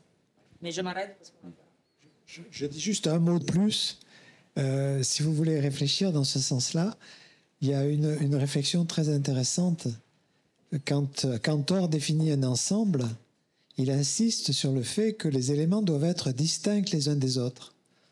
Or, le physicien indien Bose a découvert ce qu'on appelle maintenant les bosons. Et les bosons ont cette propriété extraordinaire qu'on ne peut pas les discerner les uns des autres. Donc les bosons ne forment pas un ensemble. Et ça, vous devriez y réfléchir sous l'instigation de ce que vient de dire Olivia. Oui, je vais peut-être rebondir là-dessus, juste en vous parlant d'un aspect particulier des topos qui, pour moi, est absolument fascinant. Qui est que les topos sont une géométrie non fondée sur les points. Contrairement à toutes les théories classiques. C'est-à-dire, dans toutes les théories classiques, qu'il s'agisse de géométrie différentielle, de géométrie algébrique, de géométrie analytique, on commence par se donner un ensemble qui va devenir l'ensemble des points de l'objet géométrique. Et éventuellement, on lui ajoute de la structure, une topologie, une structure différentielle, une structure analytique. Alors que dans les topos, il y a une notion de point, c'est-à-dire n'importe quel topos a une catégorie de points bien définie, qui éventuellement peut être vide d'ailleurs, il y a des topos qui n'ont aucun point. Mais de toute façon, les topos ne sont pas définis en termes de points. Les points deviennent, par rapport au topos, une notion dérivée, pas une notion fondatrice. Or, ceci, de manière incroyable, me semble, pour moi qui ne connais rien à la physique, correspondre beaucoup mieux à la fois à notre expérience des images, à nous qui voyons. Si je regarde cette pièce, je ne vois pas des points. Et aucun d'entre nous n'a jamais vu un point. Et en physique non plus, je crois savoir, pour le peu que j'en sais, que finalement la notion de point n'a pas de réalité physique. Donc on peut se demander si, mais c'est une chose à faire, c'est un projet. Ce que je vous ai dit là, c'est juste voilà, l'idée d'une possibilité qui vient à l'esprit, que peut-être les topos pourraient permettre une nouvelle formulation de la physique qui correspondrait mieux à la réalité, puisque déjà, au départ, les topos sont une géométrie qui ne présuppose pas les points, qui n'est pas fondée sur les points. Et une autre chose, la dernière chose que je voudrais dire, qui me permet de revenir au thème de l'abstraction, c'est que, comme j'ai dit tout à l'heure, la notion de topos est extrêmement abstraite. Mais voilà qu'elle a cette caractéristique, parmi beaucoup d'autres, de proposer une géométrie non fondée sur les points. Et en fait, une géométrie qui, de manière totalement paradoxale, est beaucoup plus proche de notre expérience des images. C'est-à-dire que cette théorie qui mathématiquement est beaucoup plus sophistiquée est en fait, en même temps, d'une manière absolument fascinante, beaucoup plus proche de l'intuition, de l'expérience que nous avons des images. Donc vous voyez le paradoxe de l'abstraction, où ici une abstraction plus grande a permis de mieux traduire une intuition fondamentale de nature pré-mathématique.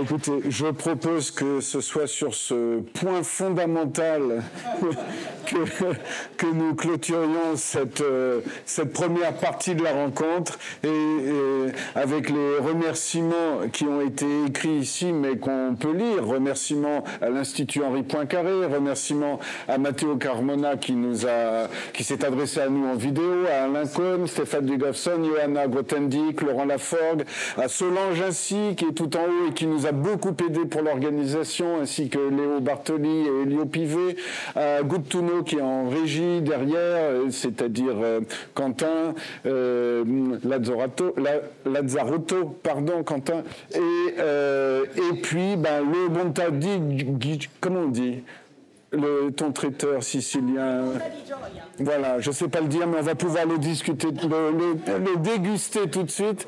Et merci à tous et bonne soirée.